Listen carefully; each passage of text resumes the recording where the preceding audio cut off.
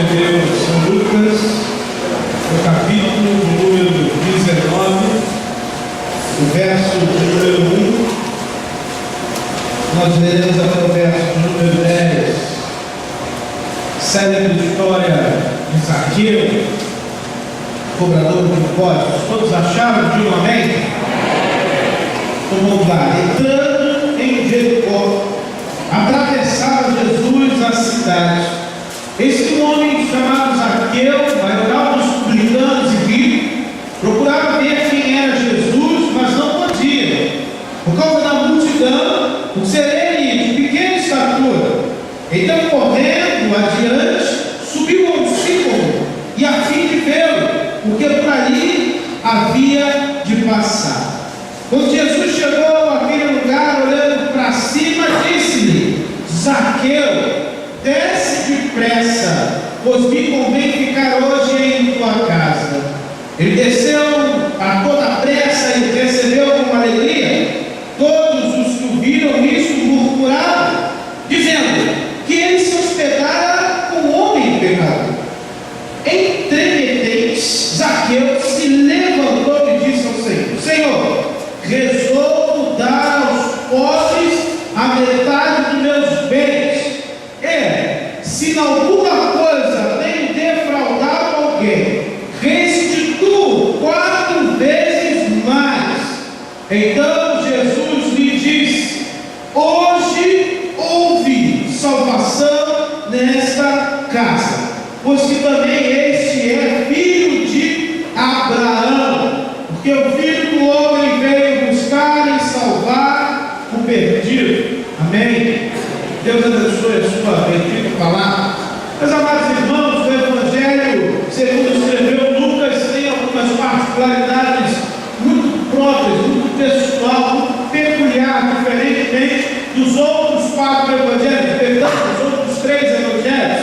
O Evangelho que escreveu Lucas é o Evangelho que mais aparece essa expressão: ele veio buscar os que haviam perdido. George Elton Led, um sistemático do Novo Testamento, estudioso, vai dizer que esse episódio de Lucas narra a presença do Deus que busca, ou seja, o Deus que vai ao encontro do pecador, o Deus que está disposto a conhecer as necessidades do pecador e a dar a esse pecador uma nova esperança de vida nele. Eu quero introduzir aos irmãos primeiro de fato no momento situacional que está sendo partido ali. Jesus entra na cidade de Jericó, e no caminho da cidade de Jericó, ele aparece um cego no caminho, e esse cego pede que o cure.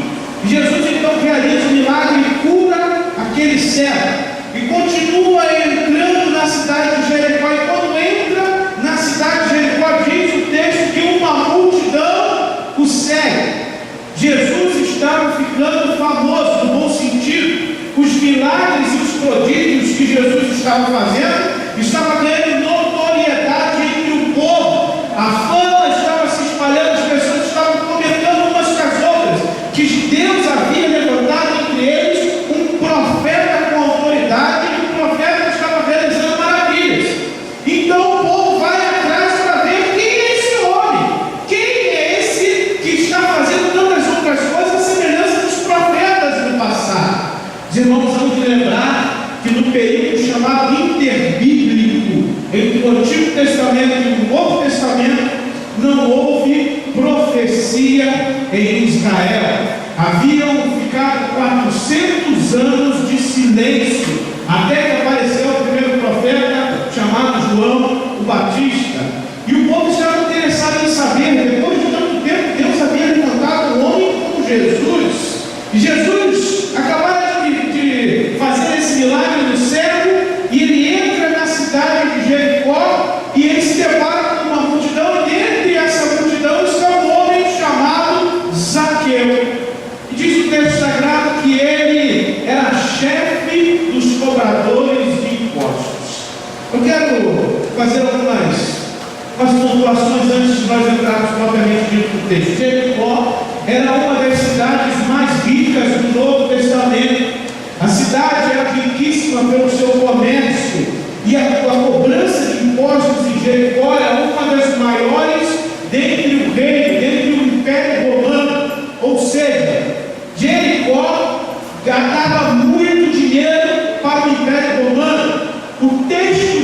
que esse homem chamado Zaqueu, que se destacou por uma coisa interessante, ele se destacou porque ele era pequeno. Geralmente a pessoa é destacada por todos os aspectos físicos, naturalmente, por ser ele alto ou por ser ele baixo. Zaqueu era um homem de baixa estatura, mas o texto diz que ele era um cara rico, e ele era o maior dentre os cobradores de impostos. Em uma cidade rica, aquele que tem mais cobradores, aquele que é o chefe dos cobradores de impostos, excede todos os outros na riqueza que ele possui. Ou seja, se todos os outros cobradores de impostos eram ricos, Zaqueu era o mais rico dentre eles. E aí, meus amados irmãos, ia passando um homem chamado Jesus, desse meio termo. Enquanto está passando esse homem chamado Jesus, esse camarada quer encontrar esse cara chamado Jesus. Mas eu queria destacar algumas coisas do texto que eu tenho visto não somente no Novo Testamento, mas tenho visto hoje na nossa igreja, no movimento evangélico brasileiro, do mundo inteiro. Existem 3 grupos que se destacam nesse texto. O primeiro desses grupos é a multidão. A multidão seguia Jesus de um lado para o outro, pelos mais diversos motivos. A multidão queria pão para fartar a sua fome. A multidão queria retirar de Jesus o que Jesus podia dar a ela. A multidão queria os milagres de Jesus. A multidão queria as benécias de Jesus. A multidão queria ver os milagres que Jesus podia fazer. A multidão caminhava ao lado de Jesus, mas não conhecia verdadeiramente a Jesus. Porque tinha em Jesus um ídolo. Tinha em Jesus alguém que poderia satisfazer os seus desejos pessoais. E aí eu olho para a igreja evangélica hoje, de um modo geral, e ela procura estar dentro dessa multidão, está querendo receber de Jesus,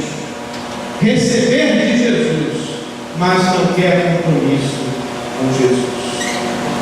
A multidão, meus amados irmãos, é uma coisa interessante.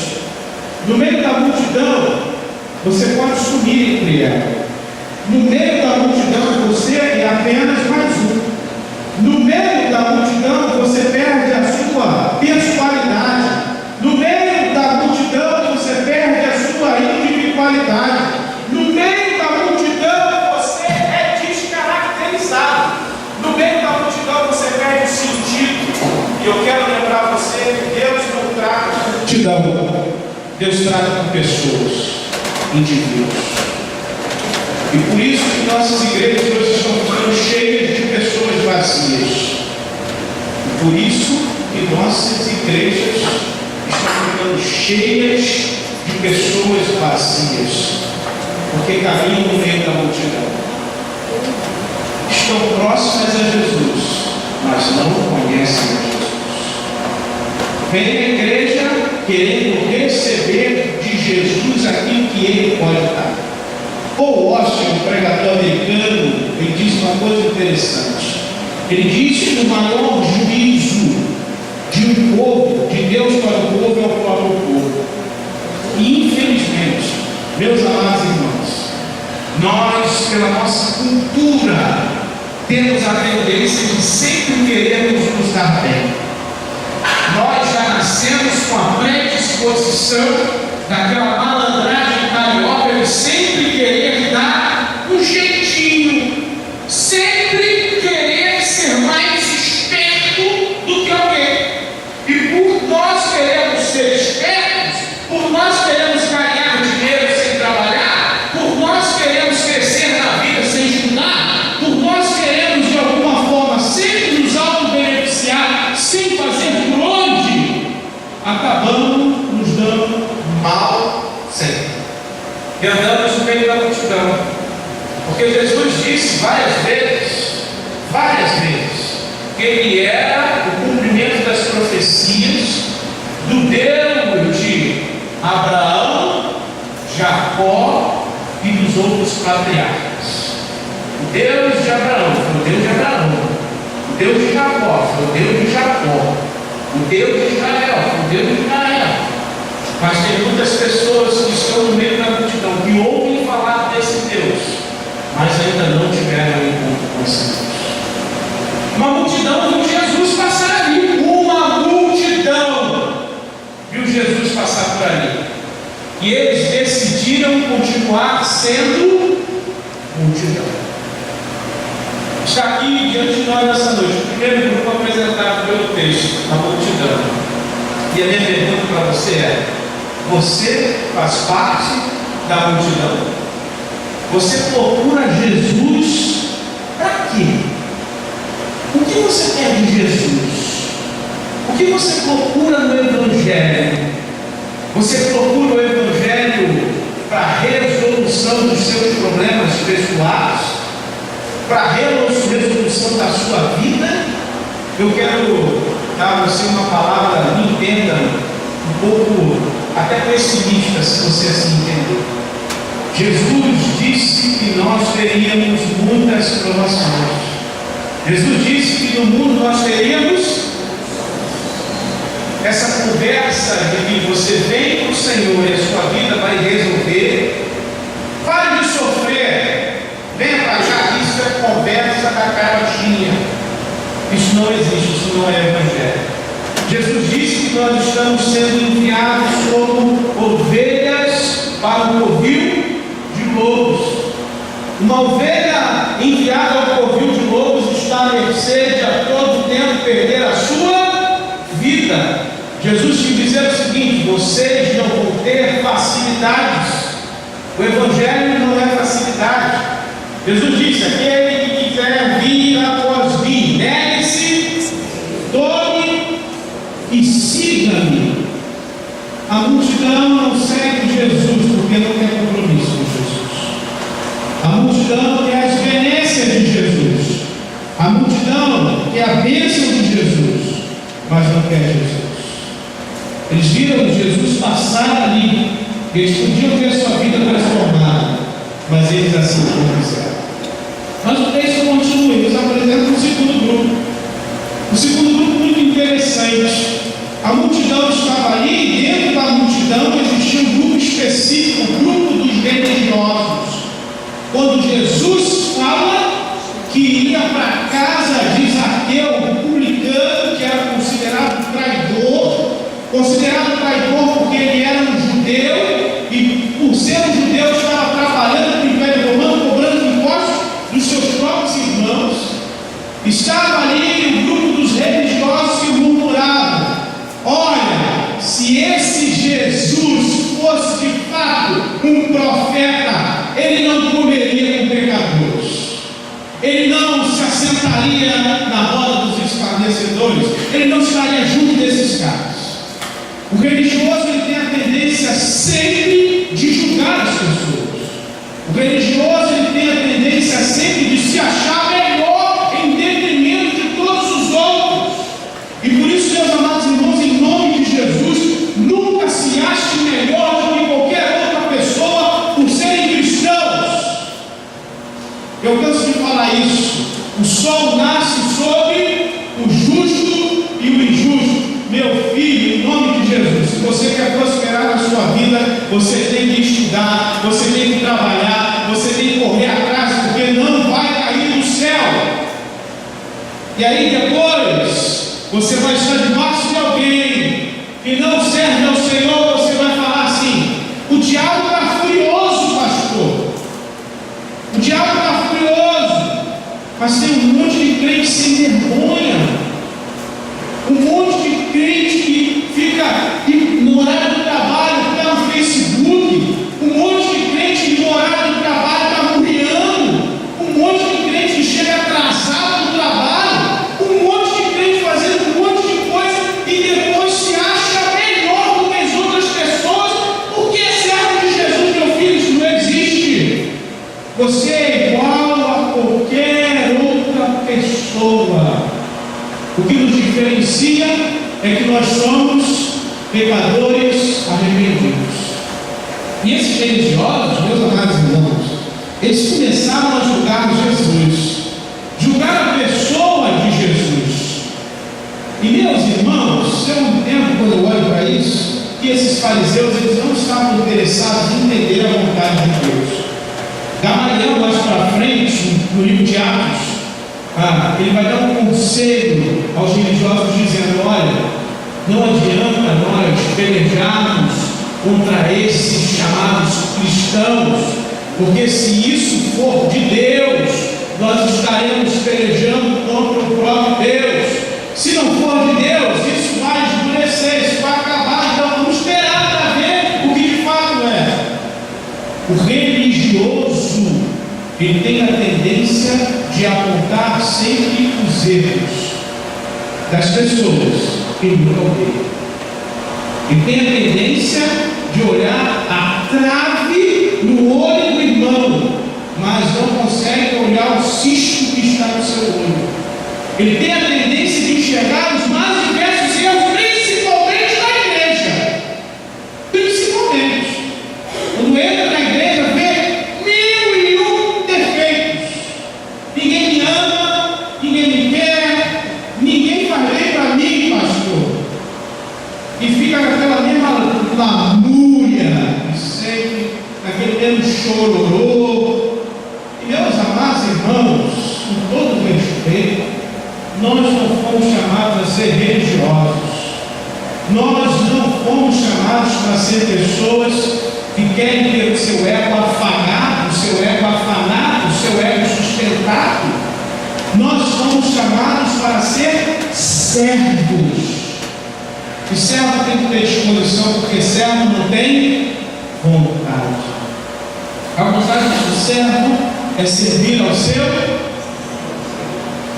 Mas religioso não está nem aí para servir ao Senhor.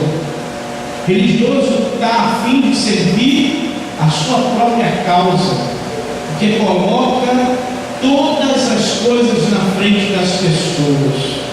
As coisas são mais importantes do que as pessoas. E aí você vai conhecendo os religiosos. Esses religiosos, eles conheciam o Antigo Testamento como ninguém.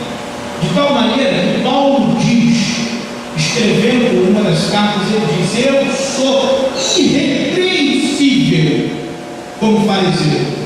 Sabe o que é isso? O cara poder falar uma coisa dessa? Eu cumpro todos os mandamentos do Antigo, da lei de Moisés, e perante todos eles eu sou irrepreensível. Excedi a todos da minha idade. Paulo perseguia a igreja. A semelhança de Paulo, aqueles homens que estavam ali conheciam a lei, e se eles tivessem sensibilidade espiritual, eles abririam o coração para ouvir, e aí de fato estava o cumprimento da lei de Jesus Cristo, o Messias esperado de Israel. Mas eles não estavam querendo conhecer Jesus, eles estavam querendo ter a teologia de Jesus, eles estavam querendo ter a doutrina de Jesus. Mateus capítulo 19 deixa isso muito claro para a gente. Quando eles interpelam Jesus e falam: Jesus, Moisés disse que nós podemos dar carta de divórcio. O que tu tens a dizer sobre isso? Eles não estavam preocupados com a resposta que Jesus ia dar. Eles estavam preocupados em saber se Jesus conhecia o entendimento dos estudiosos daquela época. Eles estavam preocupados com o conhecimento. E meus irmãos, tem muita gente assim, infelizmente. Está vivendo uma religião, está vivendo uma coisa que tem destruído a sua vida. Sabe por quê, irmãos? Porque a religião nunca vai levar você a lugar nenhum. Nunca. Você nunca vai ser capaz de satisfazer o que Deus deseja de você. Sabia disso? Você nunca vai ser capaz de satisfazer o que Deus espera de você. Porque senão a salvação não seria pela graça. Paulo, escrevendo, capítulo 2 de Efésios, diz: a salvação vem pela fé. Isso não vem de obras, para que ninguém se glorie, meu filho. Se você tentar, pelos seus méritos pessoais, cumprir uma religião, o que significa isso, pastor? Cumprir dogmas por cumprir dogmas. Eu tenho que estar na igreja domingo à noite, eu tenho que vir à escola dominical, eu tenho que participar da ceia. Aliás, alguns enxergam a ceia até como uma santa ceia, porque dia de ceia, às vezes, isso aqui fica assim. E aí Deus tem misericórdia, porque a ceia não confere graça nenhuma, não tem diferença nenhuma de um dia para o outro. Nosso problema é onde nós estamos colocando o nosso coração. Nós estamos nos tornando religiosos. E aí, uma pesquisa hoje do IBGE revela que existem crentes não praticantes. Sabe o que é isso? Você já falou com o católico? Já perguntou para o católico que ele professava de fé e ele dizia: eu sou católico, mas eu sou católico não? Não? Ou seja, o que esse cara estava querendo dizer? Que ele era católico, mas ele não ia à missa, ele não tinha compromisso com a igreja. E hoje já existem crentes assim, crente não praticante. Qual a sua profissão de fé? Eu sou crente batista. Ah, você é crente batista mesmo? Mas eu não sou praticante. Parece na igreja lá uma vez ou outra. Dízimo então nem se fala. Uma vez por ano, de repente, eu dou uma ofertinha lá, só para o meu nome aparecer, o pastor não ficar chateado comigo. E meus amados irmãos, de fato é assim. A religião tem tornado um monte de crente doente da alma, porque o cara está querendo satisfazer o que ele não pode satisfazer. E aí, tem um outro lado da história. Eu quero desmistificar algumas coisas nessa noite, como por exemplo, crente que tem depressão. Crente que tem depressão, crente não pode ficar doente. Depressão é uma doença como qualquer outra. Se você está depressivo, meu amado irmão, não procure um pastor, procure um médico. Se você está doente, procure um médico. Não ligue para mim, porque eu não sou o gênio da lâmpada mágica. Se você compartilhar a oração comigo, eu vou orar por você com muito amor e carinho. Vou visitá-lo com muito amor e carinho, vocês sabem disso. Mas não deixem de fazer o que está ao nosso alcance. Vai ao médico. Se você está sentindo coisas esquisitas, estranhas, ouvindo, vá ao médico. Nós temos que parar de espiritualizar todas as coisas. Para com isso, irmãos. A religião colocou isso na nossa cabeça. Tem um monte de gente que não faz um monte de coisa porque tudo é do diabo. Tudo anda escravizado, anda vivendo uma coisa de frenesi. Eu não posso escutar essa música porque isso é do diabo. Música secular é do diabo. E tudo que Deus faz, meu amado irmão, não pode ser do diabo. Existe música santa e música profana? Ou o problema está na letra? Nós precisamos desmistificar algumas coisas da nossa cabeça. Jesus veio para nos libertar, não para nos colocar de novo em jugo de escravidão. A religião mata, e tem matado muitas pessoas. Ontem esteve aqui entre nós o pastor Henrique, e ele falou um dado muito interessante. Cada vez mais aumenta o número de pastores que se suicidam. Sabia disso?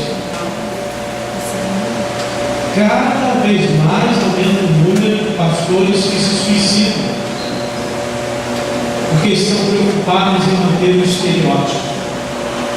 estão preocupados em agradar a todo mundo. Meu amado irmão, não queira agradar a todo mundo. Se você quiser agradar a todo mundo, você não vai agradar a ninguém. Queira agradar a Deus.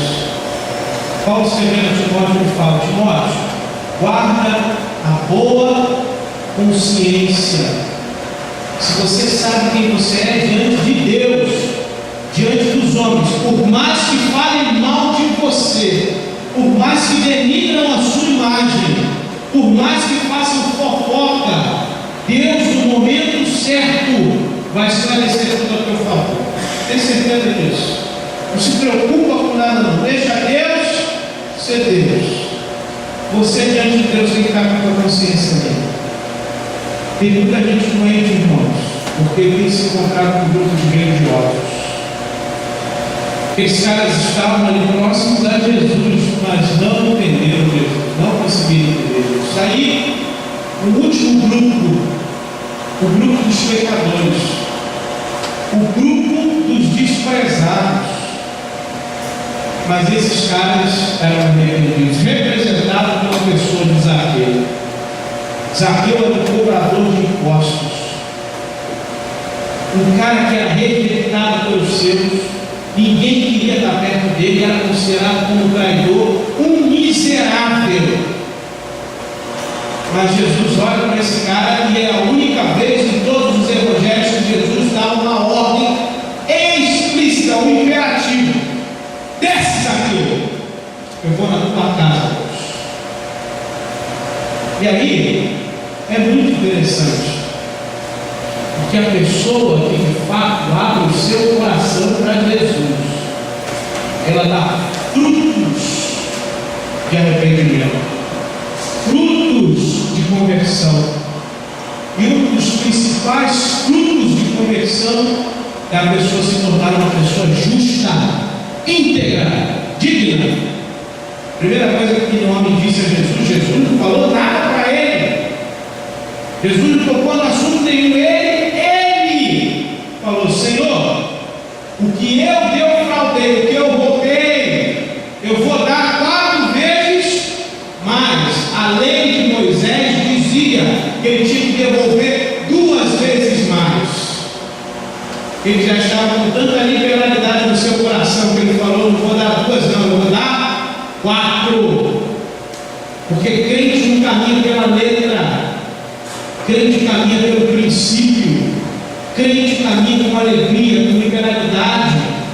Por isso que você não deve dizimar com medinho, por isso que você não deve ofertar com medinho, porque se Deus deu a você essa oportunidade para você fazer com alegria, porque isso é bênção de Deus, sabendo que o Senhor é provedor. E aí ele fala uma outra coisa interessante: metade dos meus bens eu vou dar aos pobres. Aquele que é rico no reino de Deus, aquele que é rico no reino de Deus, tem que ajudar os pobres no reino dos homens. Aquele que é rico no reino de Deus tem que ajudar os pobres no reino dos homens. Pastor Ed Renner foi brilhante quando ele falou essa frase: justiça. Esse camarada verdadeiramente se encontrou com quem? Ele continuou sendo cobrador de impostos. Ele continuou sendo cobrador de impostos. Jesus não tirou ele do mundo, irmãos. Jesus não disse para ele: vai lá, pede demissão do teu emprego, porque lá tem uma corda de ladrão e tu vai ter que começar, vai continuar pegando propina. Jesus não disse isso para ele, ou disse? Mas Jesus disse que houve salvação naquela. Jesus tinha certeza que agora ele voltaria para lá. Ele seria um homem honesto, trabalhador, digno, um servo fiel, alguém que ajudaria os pobres, alguém que de fato viveria o evangelho do reino de Deus. Não é alguém que estava querendo simplesmente as benécias do reino de Deus. É muito interessante esse pequenino chamado Zaqueu. E a Bíblia diz, meus amados irmãos, Jesus termina com uma frase prática: eu vim para salvar o que estava perdido. E aí fica um alerta para a gente: se nós nos trancarmos no nosso clubinho santo e esquecermos dos perdidos, Deus cobrará a cada um de nós essa questão. Nós fomos chamados para ser igreja do Senhor Jesus. E igreja de Jesus significa, sabe o que no Novo Testamento? Eclésia, no grego, que significa chamados para fora. Nós somos chamados por Jesus para sermos lá fora sal e luz, para sermos lá fora sinais vivos do reino dele, lá fora vivemos para a glória de Deus. Como? Simples. Se você roubava, você não rouba mais. Se você mentia, você não vai mentir mais. Se você pegava propina no seu trabalho, você não vai pegar mais propina. Se você adulterava, você não vai adulterar mais. Se você via pornografia, você não vai ver pornografia. Se você fazia coisa errada, você vai parar de fazer coisa errada. Isso implica em ter um encontro pessoal com esse homem chamado Jesus. Senão, simplesmente, esse homem chamado Jesus vai passar pela sua vida, como passou na vida, e não transformou nada. E se não houve transformação, se não houve regeneração, não houve salvação. E aí Deus, amado, está diante de nós em que grupo nós queremos ficar. Queremos ficar no meio da multidão, queremos ficar no meio dos religiosos, ou queremos ficar entre os pecadores arrependidos, e entender que são sinais do reino de Deus para nós passar. Mas só uma vez.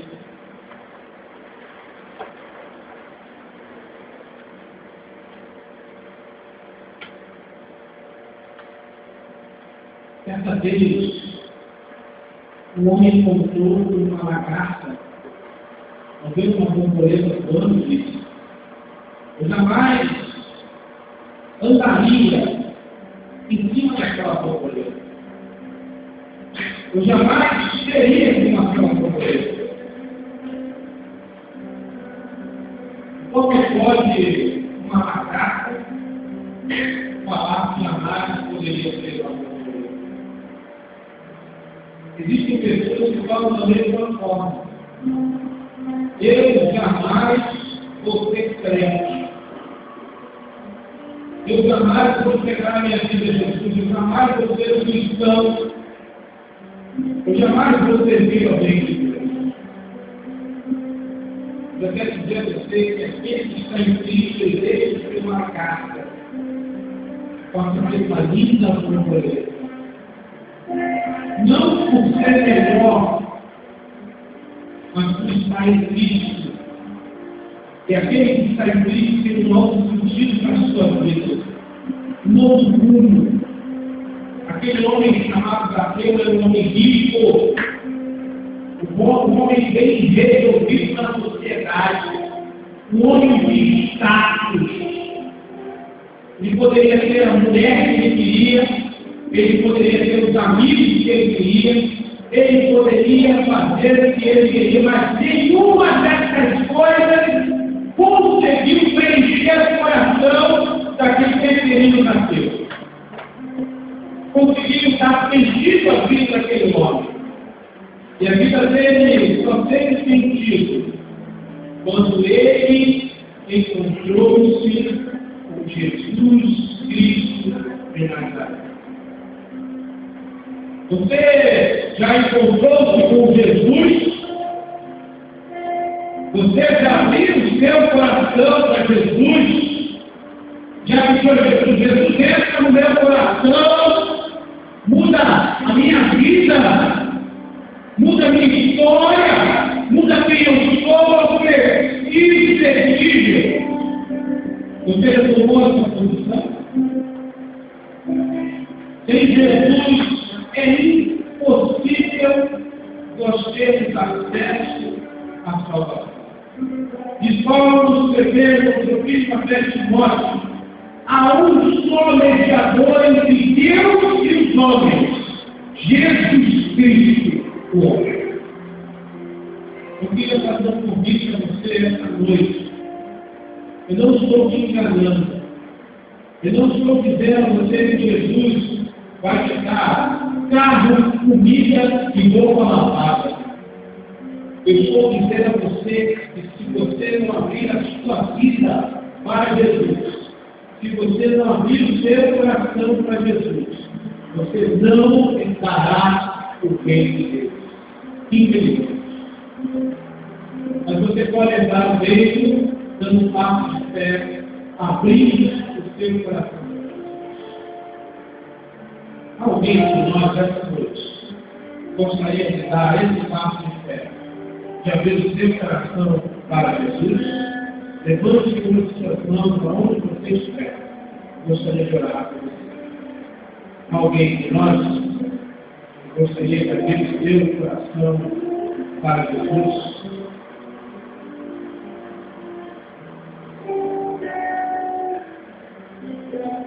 Alguém de nós?